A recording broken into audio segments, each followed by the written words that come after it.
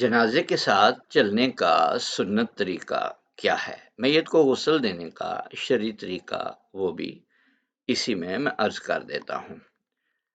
جنازے کے ساتھ چلنا اور میت کی چارپائی اٹھانے کو اسلام نے میت کے حقوق میں شامل کیا ہے۔ حضرت ابو ہریرہ رضی اللہ عنہ بیان کرتے ہیں کہ رسول اللہ صلی اللہ علیہ وآلہ وسلم نے ارشاد فرمایا: من تبع جنازة وحملها 3 مرات فقد قضى ما عليه من حقها۔ جو شخص جنازہ کے پیچھے چلا اور اسے 3 مرتبہ اٹھایا، اس نے جنازہ کا وہ حق ادا کر دیا جو اس کے ذمہ تھا۔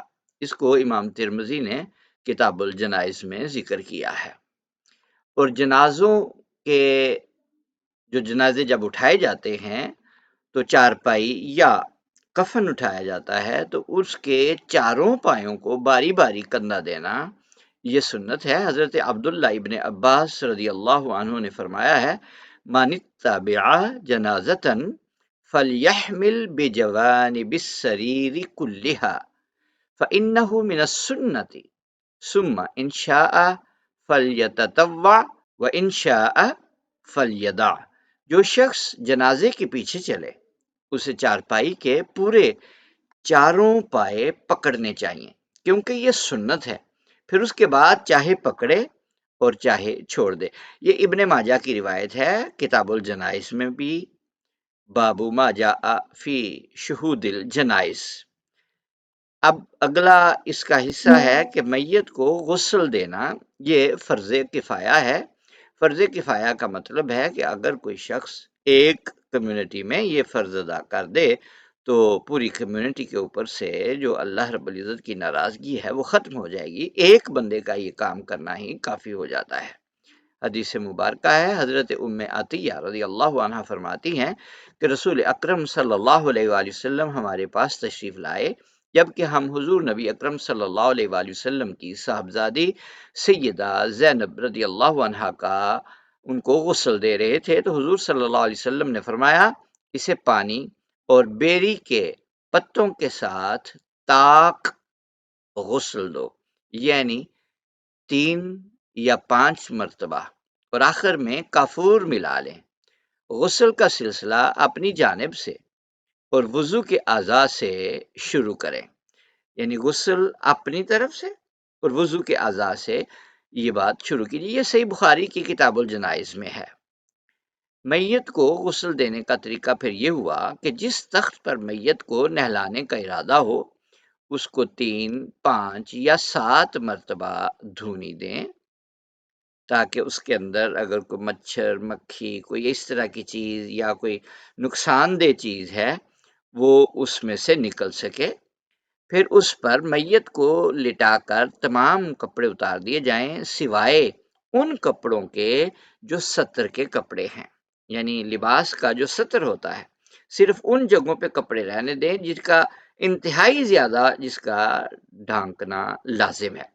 پھر نہلانے والا اپنے ہاتھ پر کپڑا لپیٹ کر پہلے استنجا کرائے، پھر نماز جیسا وضو کرائے، لیکن میت کے وضو میں پہلے گھٹوں تک ہاتھ دھونا اور کلی کرنا اور ناک میں پانی چڑھانا یہ نہیں ہے، کیونکہ نہ تو اب کلی کروائی جا سکتی ہے اور نہ ہی پانی ناک میں چڑھایا جا سکتا ہے، کیونکہ ہاتھ دھونے سے وضو کی ابتدا زندوں کے لیے ہے۔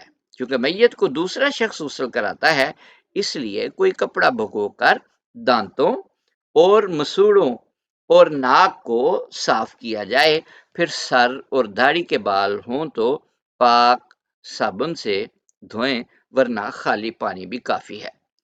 پھر اسے بائیں کروٹ پر لٹا کر، یعنی لیفٹ سائڈ پہ اس کو لٹایا جائے گا، تو دائیں طرف سر سے پاؤں تک بیری کے پتوں کا جو جوش دیا ہوا پانی ہے وہ پانی بہائیں کہ تخت تک پانی پہنچ جائے۔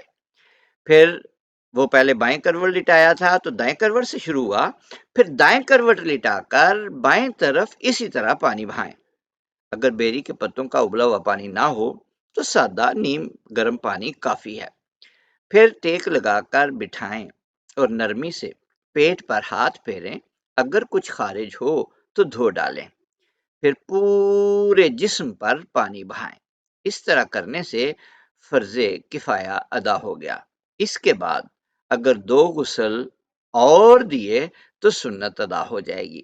ان کا طریقہ یہ ہے کہ میت کو دوسری بار بائیں کروٹ لٹایا جائے اور پھر دائیں پہلو پر 3 بار اسی طرح پانی ڈالا جائے جیسا کہ پہلے بتایا گیا۔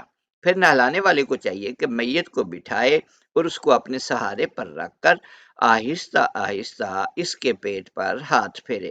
اگر کچھ خارج ہو تو اس کو دھو ڈالے۔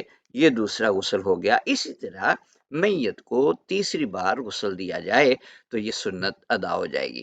ابتدائی 2 غسل نیم گرم پانی، بیری کے پتے یا صابن کے ساتھ دیا جائے۔ تیسرے غسل میں پانی میں کافور استعمال کی جائے۔ اس کے بعد میت کے جسم کو پونچھ کر خشک کر لیا جائے اور اس پر خوشبو مل دی جائے۔ یاد رہے کہ میت کو بھی سختی سے ہاتھ نہیں لگانے چاہیے اور نہ ہی بہت زیادہ پانی گرم ہو۔ جتنا انسان زندہ برداشت کر سکتا ہے اسی اعتبار سے ہی اس کے پانی کو گرم کیا جائے تاکہ اس کا احترام وہ برقرار رہے۔ السلام علیکم ورحمۃ اللہ وبرکاتہ۔